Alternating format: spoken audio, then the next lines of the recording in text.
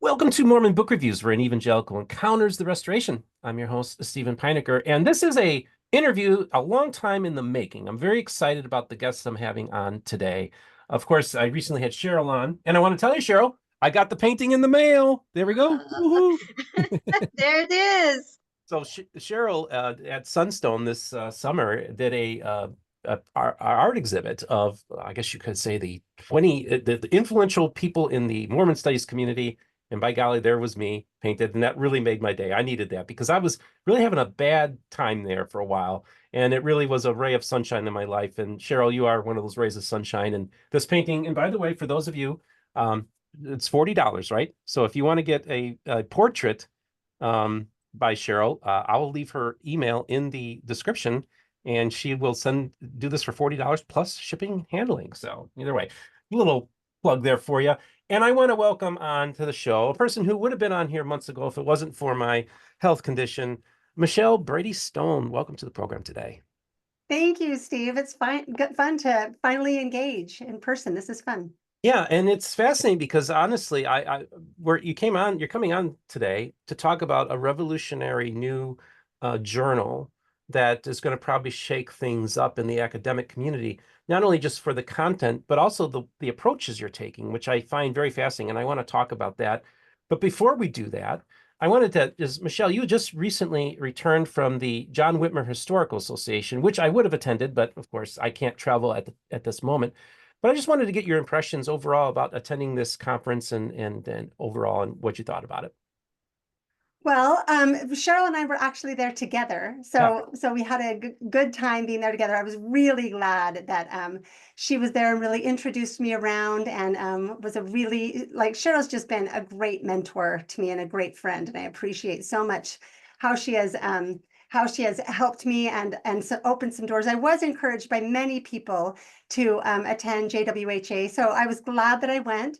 I think it you know it stretched me in many ways, but what I think I appreciate the most of all is just the association with other historians, just smart, interested, curious historians who love to stay up till 2 o'clock in the morning, like geeking out over various sources. That was my favorite part. That's what really like I made some really good friendships with people who have this similar interest, and that's invaluable. That's really fun.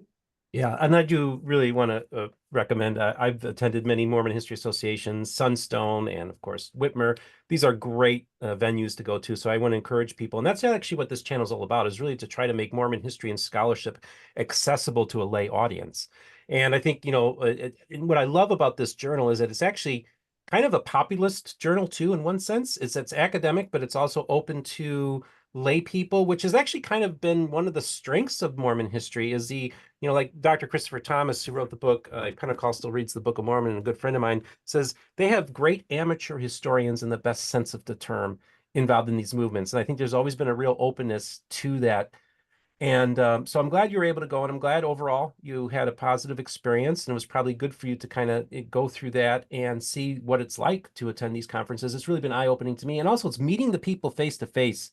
Running into Richard Bushman and talking to him, or running into all these great academics. It's wonderful to be able to engage them that way, especially when these venues are so not that large. So you can really get to know people very well.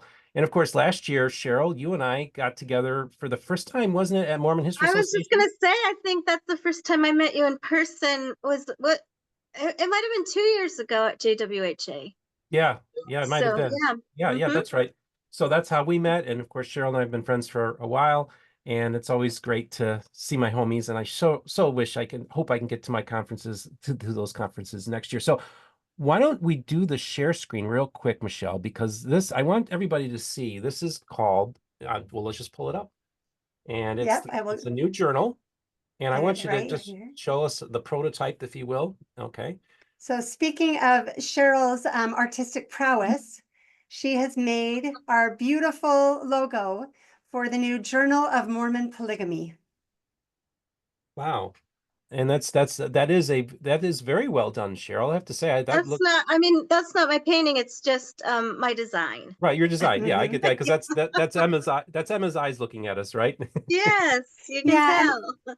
Yeah, we really love centering Emma in this discussion because often she is not focused on quite clearly enough. There's a lot of symbolism in this rendering as well. And so, for me, I see in it that Emma's quite obscured, and we have a lot of work to do to get a clearer picture of Emma.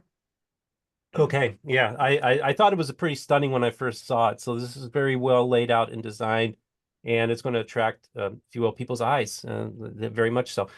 So okay, exit out real quick and tell me now, what was the impetus for starting a historical journal? Where did this idea come from?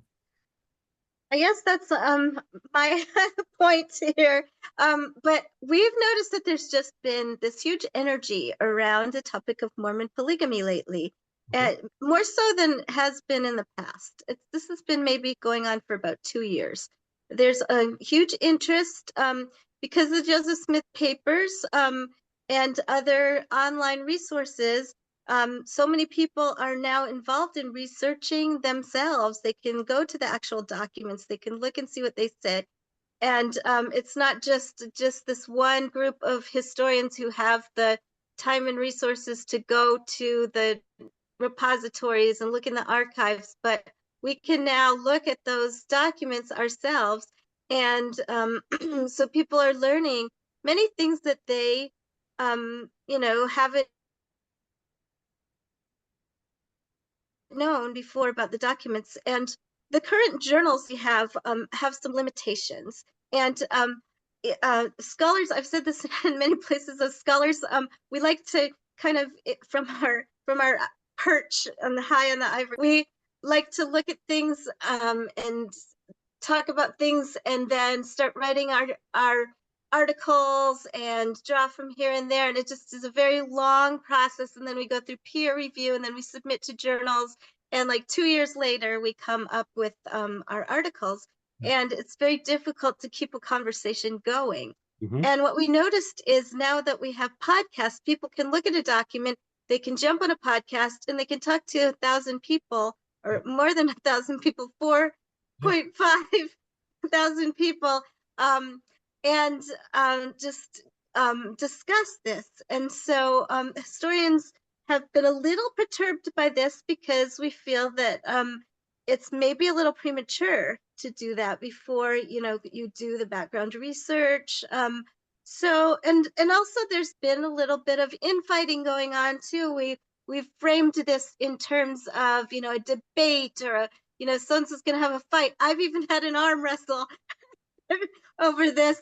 And so what we'd like to do is we want to raise a scholarly discourse, get it a little bit more scholarly and rigorous, so that we can present our views, the views from scholars and the views from grassroots researchers, and bring them together and uh, just create a place where we can do this in a beneficial way and not just an argumentative way.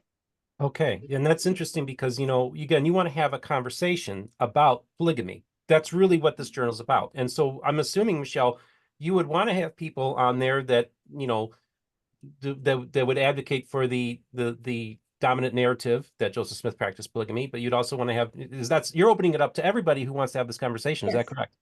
Yeah, I'm glad you asked that because that really is, I wanted to talk just kind of about the vision of this journal. Like Cheryl laid out so much why we see the need for it, because really to have a vehicle that can contain this conversation at this time where it's expanding so much and interest is so revved up over polygamy, it's really hard to do it effectively with one article here, one article there in academic journals, and and have a little bit smaller readership. So we do want to bring together the best of both worlds and bridge that divide. We absolutely do not want this journal to be polemic in nature. We do not, like, even in our submission guidelines, that we are not requesting or accepting articles that say Joseph Smith was a polygamist because, or Joseph Smith was not a polygamist because. That's not the purpose of our journal. We absolutely are seeking articles from every perspective.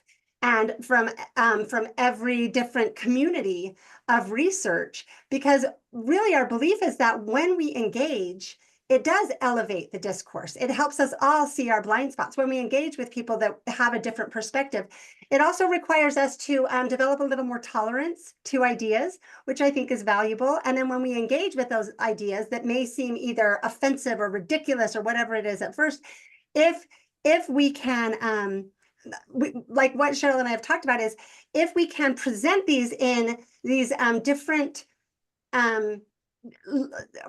these people from different perspectives, if they can present their ideas in a very scholarly way that the academics can consume and feel like this is a well-written, a well-reviewed article that is well supported by evidence, it can start to open up this level of discourse. I think it's quite challenging for academics to engage with podcasts, right? And it's also challenging for people in the more grassroots community, this populist movement that is interested in polygamy. It's quite challenging for them to feel heard and respected and represented by academics to a large extent. And there has been this sort of distrust there, and maybe even some animosity or lack of respect. And we are trying to recognize, like we've been talking about, there is so much good in each of these communities. And if we can take the rigorous scholarship, the great historical methodologies, the experience of the academics, and combine it with the energy and the populist, the many researchers and the great interest of this grassroots level, if we can take both of those and put them together, so we can offer academics a much larger interest in their articles, right? Rather than writing an article that a couple hundred other academics read, you will every presenter, every contributor to our journal will have their article also presented on audio format, so people can listen to it as a podcast. And we also will have the Journal of Mormon Polygamy podcast that will go along with this, that will be completely independent from any other podcasts that are out there. And each contributor will have the opportunity to present and be interviewed and answer questions. And so that will bring thousands, potentially tens of thousands of people to their work that they're doing, right? And then on the other side, it will give the opportunity for independent researchers and grassroots researchers to experience peer review and to have their articles and their work be better respected than it has previously been. And we really think that engagement will help really separate the wheat from the chaff and help just the best ideas be better known and be engaged with in a respectful, great dialogue, rather than, we want this synergy that we can bring together if people on both sides are willing to engage with each other rather than just view each other with this division. We really want to overcome this divide. And I have a couple other things I can say, but Cheryl looks like she wants to say something. Oh, I just said, don't forget the fundamentalist community, the fundamentalist Mormon community, who is very interested in the history and like to read these kind of articles and participate as well. They have the lived experience of polygamy, and so they offer yet another perspective. Absolutely. Yes, I don't want to limit it to two broad communities. It is, there are several and there are scholars also that are not in Mormonism that look at our community and especially polygamy and draw conclusions from that about the wider experience of religion in America. Yep. And so as we've recognized this, how much interest there is in this topic and how applicable it is, the journal does obviously have a very specific focus, just polygamy, but polygamy is enormous. The tentacles go everywhere. We have, modern day things to talk about, the lived experience of current polygamists, also the impact that polygamy continues to have on the church and the feelings about the church and the broader community, not to mention all of the historical periods. Polygamy is endlessly fascinating. And we really feel like it's so necessary. One of the other advantages of this more grassroots kind of podcast level is the ease of engagement. You can get something out quickly. So we've really shortened up. We're just being cutting edge in a number of different ways. We really want to facilitate the engagement in a really efficient and effective way and break down as many barriers as possible. So it And will that's the thing, be, like, so you're going to be able to, people have engaged, be able to online engage these papers. And then I'm assuming like somebody could submit a paper and then as early as maybe a month later, somebody could give a counter paper. Is that kind of what you're trying to do? yes, we Yes, don't want so our, oh, go ahead. oh, let me just describe a little bit Yeah. about our journal and website and what we have envisioned. So we have a submission process where people will submit a paper and then it will go through peer review. Hopefully we can speed that peer review up, but we want it to be very rigorous and there will be rewrites. And so we'll get these papers really honed down. And then after we typeset them, the paper will go immediately up on our website. So people can engage. We will also have a podcast. The author of the article will then be able to talk about it and people can make comments and engage and just this will be out to a large group of people right from the very beginning before the journal is even, before the issue even comes out. Those articles are coming up as soon as they're ready. So potentially someone could, oh, and then once there's enough articles, we will make an issue which will be available for print on demand. And we don't have subscribers, so it's very open access. So so potentially what someone can do is engage with the article right when it comes out and maybe even write another article and it could appear in the same issue. So we have this dialogue going Yeah. back and forth. You know how when you read an article and you either are like, oh, that's so great, and it's making me think of this, I really want to contribute to it, or you're like, oh, I'm so mad, I really need to refute, I really need to write a different perspective. It will be wonderful to let that come out within a month or two, depending on how fast our peer review process is able to be done. But that's really the only holdup, is the peer review process. And so, like Cheryl said, it will be so amazing to have an edition come out that you can see the conversation taking place, right? You can see the ideas in real time. And that's really exciting to us. It's really necessary. So the website is really exciting to me. This is going to be a very exciting part of the project. Now, just real quick, And Cheryl, I just want to make it clear to the audience, the website's not up yet, right? Is that correct? But so I would like to, in the description, can you give me any links that people can, at least emails, whatever, that they could at least, so if somebody does want to submit something, you'll be able to, they can get in touch with you. We can. Yeah, I can respond to that quickly. Oh, Okay. journalofmormonpolygamy.org. And Okay. the initial website will be up possibly this week. Okay. And but it will not be fully filled yet, Mhm. but it will have the basics, the submission guidelines, the ability to submit, and some information about the journal. And then just look for it to continue to grow. But the basic version should be up in the very near future. Okay, so today we're taping today on September 23rd. It's Monday. And so when this comes out, I'm not sure, it'll be coming out sometime this week. So maybe the website will be up and running by that time, or it'll be close to it, either way. So I just want to make sure that people know that that's the name of what's the name of the website again? The Journal of Mormon. Journal of Mormon Polygamy.org. Okay, great. And so that website should be up and running anytime now. So keep that, be aware of that. Cheryl, were you going to say something? Yes, I'm just going to describe the website. And of course, when it first goes up, it will be, under construction and it'll be an ongoing process. But we have great vision for this website. So what we'd like to do is we'd like to include here a way for people to go directly to the documents. So we will have links and it'll be very searchable. So people will be able to go on there, quickly find what they need, and then access the original document from wherever it's located. And we're going to make a growing repository of these things. As well, we're going to do transcriptions. The Joseph Smith Papers has been wonderful with providing these great transcriptions of these documents. And what we'd like to do is continue this and provide the polygamy documents that haven't been transcribed in a way that people can easily search them. For example, we have the temple lot documents, which are a headache to try to get through.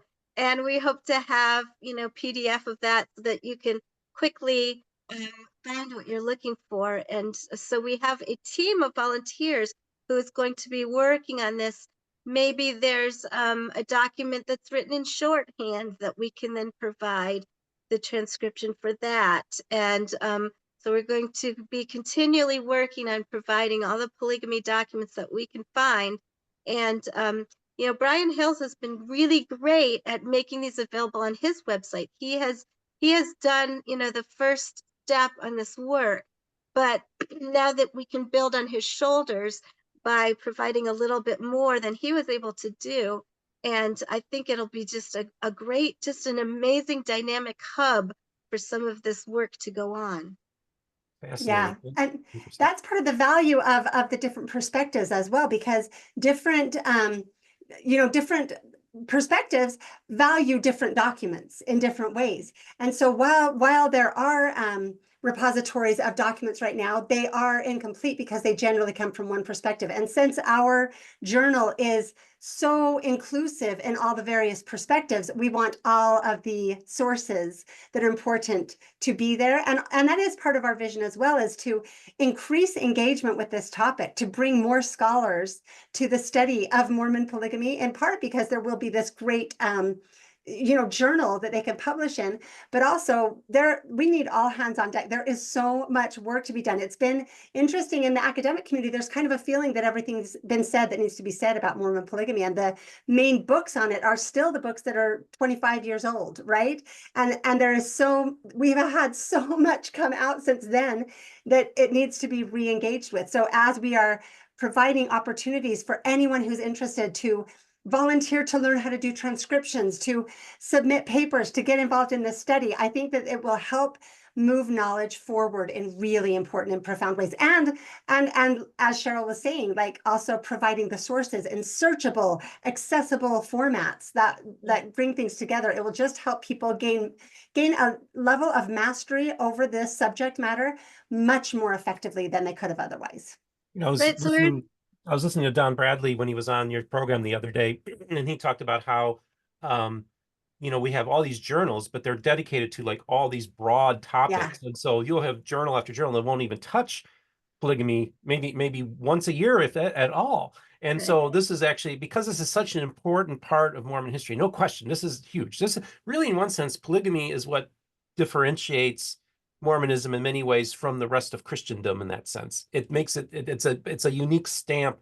And so, and it's kind of what separates us in many ways, the Church of Jesus Christ of Latter-day Saints and stuff from. I would say it's mainly the Book of Mormon that separates us, but I would say that polygamy is the most explosive, and like that's when you have the visceral reaction to it. It's what people think of, and so that's why I think it's valuable to, like, it is intertwined with the Mormon history, the Mormon experience, how people think about Mormonism in really profound ways. Yeah, I'm such a Book of Mormon guy. Like, I just say the Book of Mormon is the most Christian book ever written on American soil. So I even forget that that's an issue. I just have to be a little bit of a stinker here and point out it's also the most anti-polygamist book of scripture in the entire LDS canon. And I think that's an important discussion to be had. So anyway, sorry, I won't share my perspective. That's great. So now, not only, okay, so you're going to have this journal. Now, you said this is going to, you're not going to be, you don't have to join or pay a subscription, or how does this work? I mean, how is this going to be by funded? subscription. People will be able to freely access the articles as they come out. Now you can, if you want it in print, then you can go ahead and print it on demand and purchase it, but you don't have to in order to access the articles. And so we're hoping to have sources of funding that will be up above and beyond just a subscription method. Okay. And we really do want this. Like, we are recognizing part of what's inspired this journal is just how we talk about the democratization of research and of history, right? Everybody has access to the information, and we really want everybody also to have access to the best methodologies and the best historical practices. So we want everybody to have access to our journal articles as well. So that is one of our priorities. And of course, you know, we are very open to donations if anyone's excited about this idea. There are many ways you can volunteer to help, and that's one that will be appreciated.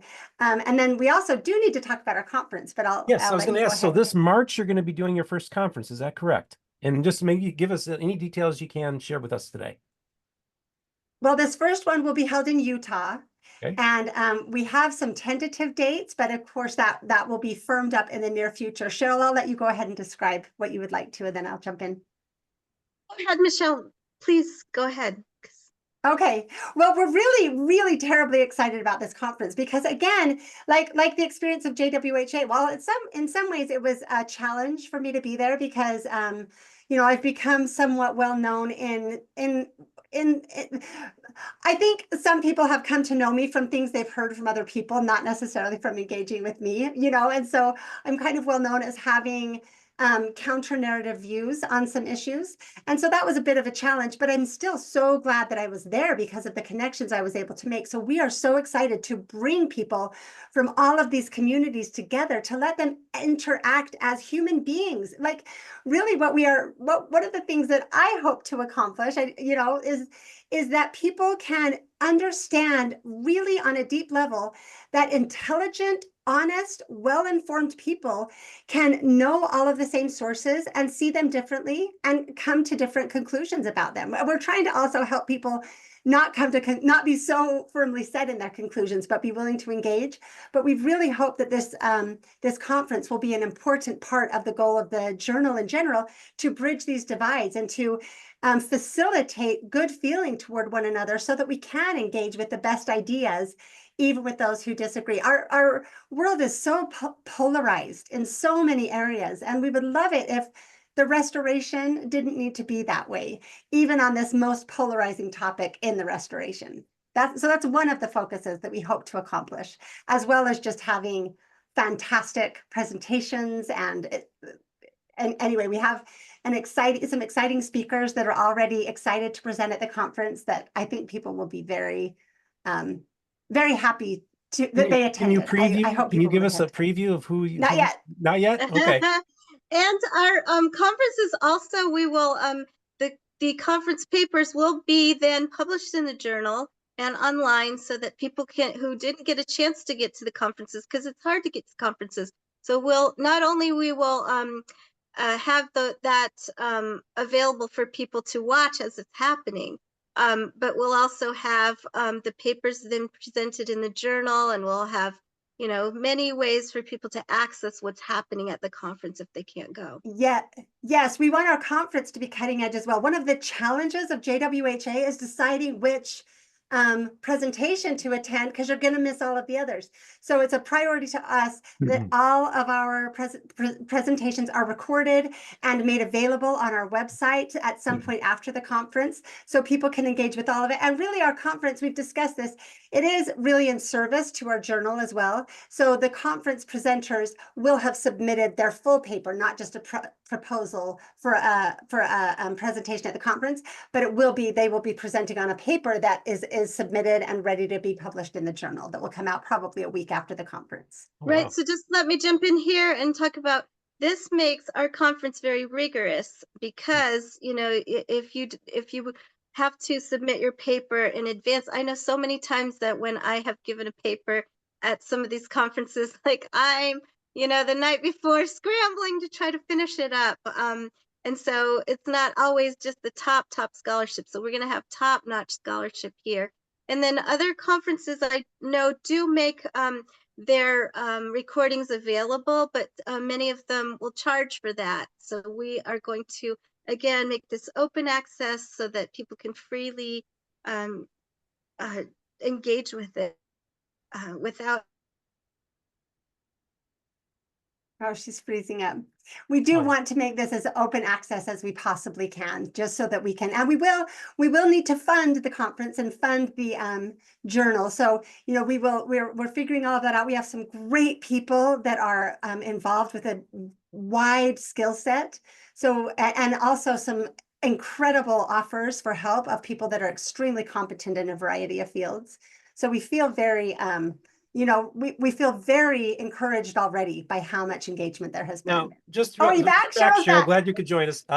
Michelle, people are going to say this is Michelle Brady Stone's journal. That's what they're going to try to make this into. What are you going to do to ensure that it's not viewed as being your journal, but it's a journal for everyone?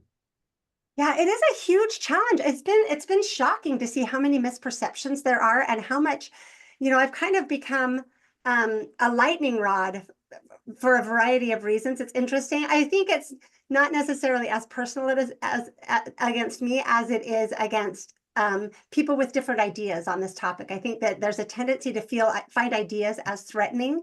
And I think that's unfortunate. I love Juanita Brooks saying, I'm not afraid of history. And I just want to encourage everybody to take that stance. We don't need to be afraid of research and engaging with different ideas.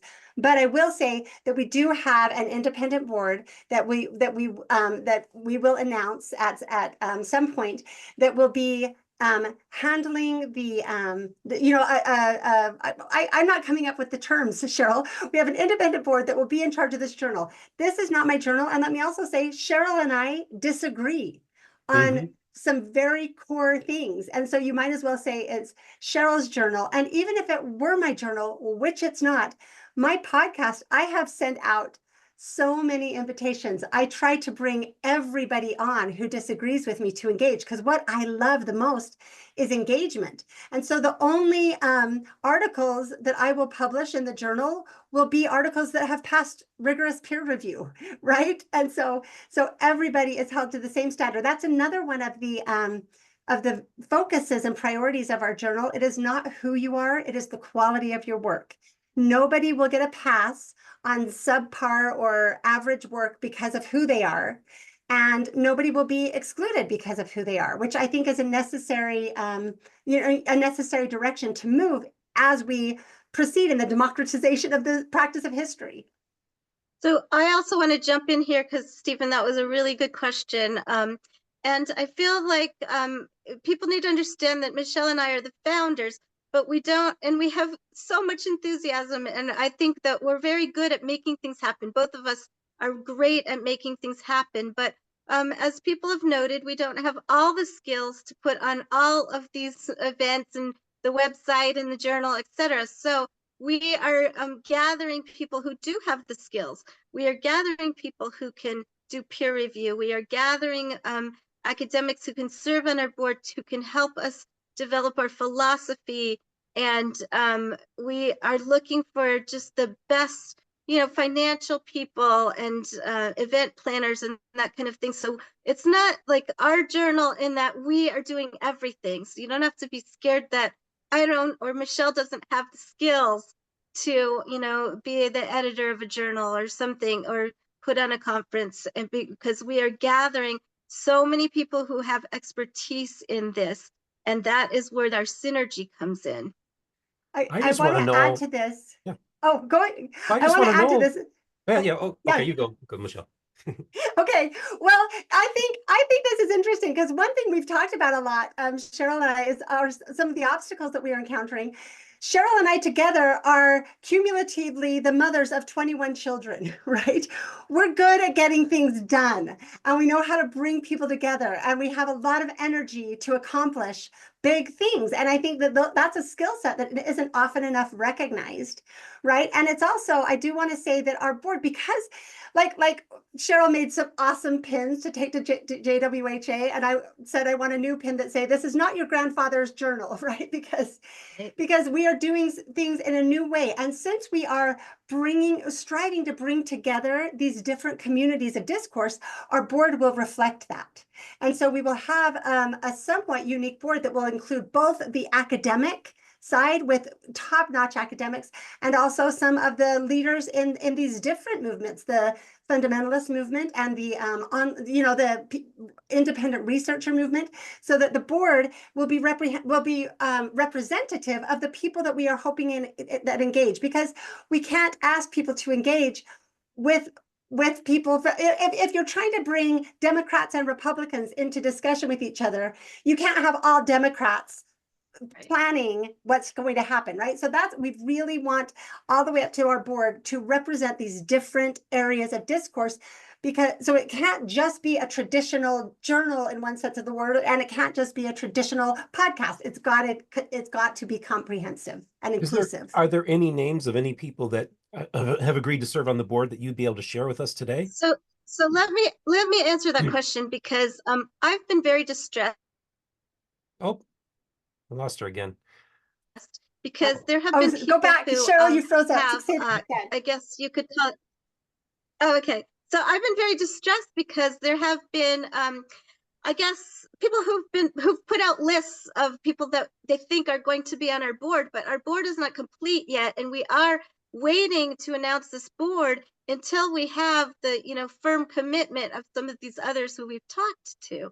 And so it's kind of, sometimes people are a little bit hesitant to announce it right away because they have to, make sure it's okay with their employer or other things that they have to do in their life. And so I feel sad that people have jumped to the gun and made it look like our board is composed of just a very narrow and a small group of people, when this is not actually the case. And we want to wait until we get sort of the whole board kind of together before we just announce names. Okay. So we've had no, we're not going to tell you today, but hopefully very soon we can come out with the composition of the board. And also another thing is, people are criticizing us because they want our board to be composed of like all scholarly people who can do peer review. Well, we need people that can do conferences. We need people that can do websites, that can help us financially, that can help us put together bylaws and all kinds of that needs to be on the board. And we can always have, when we're looking for peer reviewers, we can draw from the community, and they don't necessarily have to give us a commitment to be on our board. So we're not looking for all one kind of person, so we're looking for a broad board that can really help us accomplish this project. We've had preliminary discussions with a handful of people, and we are continuing in that process. But it is unfortunate that people have claimed to know who the board is when they don't, and when they, it's just not. It's not good to leak information that's proprietary and then to present it in a dishonest way. That's been very disappointing. Okay, fair enough. Glad you cleared the air on that. And so I guess I just want to, as we wrap up this conversation, you had mentioned, over the last couple of years, this whole movement has really grown. And of course, a lot of it has to do with your channel and what you've been doing, Michelle. But what do you attribute this newfound interest in this subject, and how people are kind of looking at it from a different lens, or maybe looking at it from a different perspective? Where do you think this is coming out of? Oh, that's a great question. And we actually have a paper that is going to be hopefully submitted for our first journal article, an excellent paper on this topic that I'm really excited about, that will answer this question in really important ways. So I don't want to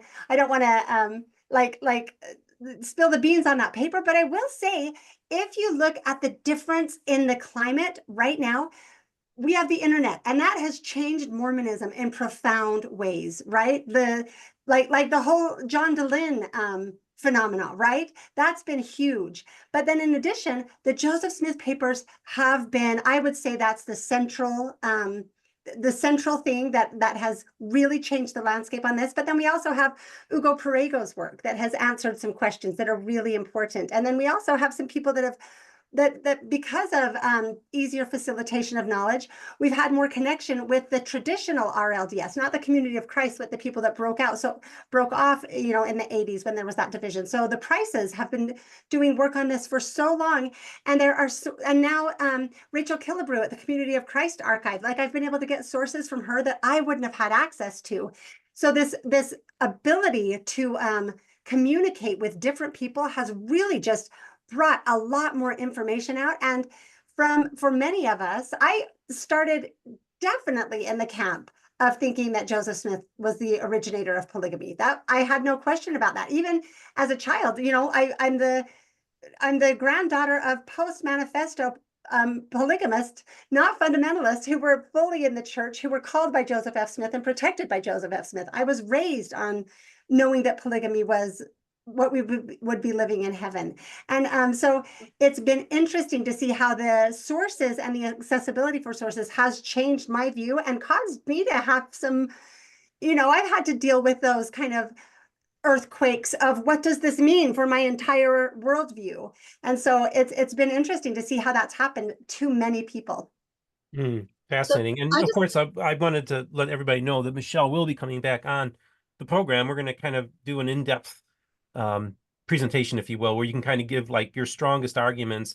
Because I think it's important and do it over a period of like 90 minutes, maybe 2 hours, where you can really we can get deep in the weeds. And because you want to talk about the Whitney papers, I'm like, well, let's not do that today. Let's have you back on to talk about some of the research that you've been doing and share that with my audience. And I really would like for scholars, look, I'm friends with Brian Hales and Mark Tansmeyer and all these people, so I'm in, and I want them to watch it and I want them to respond to it too, because I really think it's important that we do have a conversation. We love having conversations, and I'm glad that you're attempting to start a new conversation with this very difficult subject that a lot of people don't want to touch, and you're going there. And I think that's part of the reason why you've become such a lightning rod in many ways, Michelle. And Yeah. just to make it really plain, and if those people that you just mentioned would like to participate and submit articles, we would just be thrilled to engage with that. So one thing I would just want to bring out too is the principle of historical revisionism. Sometimes that's not looked at positively, but we as a philosophy, we use that because as new documents come to light, or as you look at documents in different ways, it behooves us to change our views around the historical, around bring fresh perspectives to what happened historically. And so this is something that is a good thing and something that we are going to see happen. And our journal is going to be at the forefront of this. Well, Yes. I want to say I'm really glad that you guys were able to come on the program today and share this announcement with my audience. Michelle, I'm glad to finally have you on the program. I want to thank you for coming, and I look forward to having you back on. Excellent. Thank you so much, Stephen. And Thanks Cheryl, for having us. can't wait to have you back on. We're going to talk about the latest book you just done, and we'll be taping that interview soon. I just got to finish up the book, and hopefully in the next week or two we can have you back on to talk about your latest book as well. And folks, tell me what you think in the comments. What did you think of this conversation? What do you think about this new journal? And while we're doing that, Michelle, why don't you pull up that share screen one more time so they can see that stunning image that was the logo that was designed by Cheryl with Emma's Yes, eyes let me get peeking it at as us. quickly as I can. It's all good. Yeah. Steve, so Okay. many people have given us good comments and good criticism, and we really welcome that. We hope that you can give us ideas and constructive criticism, and we will take it to heart. So please do Yeah. feel free to let us know what you think. Yeah, we have had some great input from members of the academic community. For example, Amanda has suggested to us to really outline our methodologies that we'll be using, which is great feedback, and we're excited to get going on that. There are many other excellent suggestions coming in, and we would be thrilled to accept submissions from anybody and everybody in the various communities. There are no barriers to this journal. The only goal of it is to facilitate great exchange of ideas. Wonderful. We'll exit out one more time. So there it is, the Journal of Mormon Polygamy. And you are having a conference in March. And this is a very interesting multimedia way, a different multimedia where they're going to be using podcasts, and they're going to be using print on demand, and they're going to be going through the peer process, but it's going to be done a little probably more quickly than typical. And I think it's more of a 21st century model of how journals are going to look, and you're on the cutting edge of this new enterprise. So I want to congratulate you two. I was earlier going to say, how do you expect to be able to do a conference in March? But like you said, when you just get things done, I don't doubt We that you're going to be do. able to pull this thing off. So folks, Yep. we'll have them back on too. Once they announce the conference, when it's going to be, we'll have them back on to preview the conference. And for those of you who want to register for it, we'll have that all set up for you too. So again, I have people from Mormon History Association to come on and promote their group. I have JWHA people come on to promote. I have Lindsay Hansen Park on to come up, talk about Sunstone, and we'll be doing the same thing for you too as well. All right, folks, tell us what you think. We're always interested. We're going to have links in the description to everything that we talked about. Hopefully, as soon as the website is live, I will then put that in the description as well. So if this comes out before the website is live, I will add the new link in there once it is available. And don't forget, for those of you who'd like to financially support the channel, we have links in there for those who'd like to help us on Patreon, Venmo, as well as PayPal. And of course, don't forget our merch store, MormonBookReviews.com, where you get lovely things such as this hat. Remember, this is the most important thing. All the voices of the restoration will be heard here on Mormon Book Reviews.